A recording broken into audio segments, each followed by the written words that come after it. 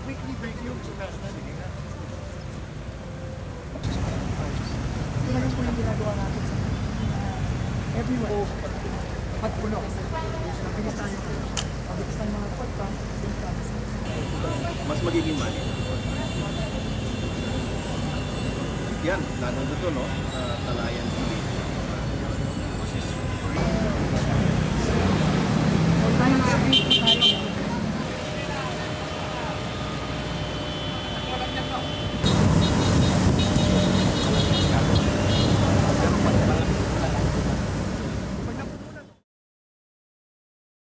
Tinitingnan natin ang mga iba't ibang ginagawa natin para mabawasan ang baha.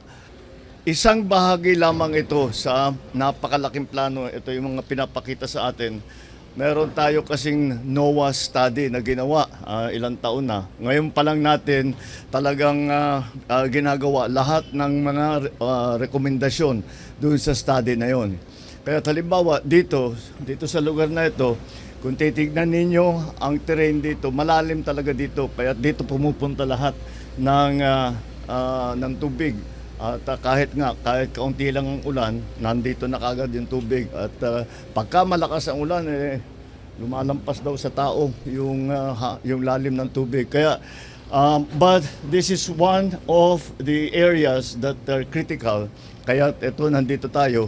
But it is not the only area that we are doing this kind of interventions to make sure that we find a way to bring the water, na ilabas ang tubig at para naman hindi na masyadong mabaha.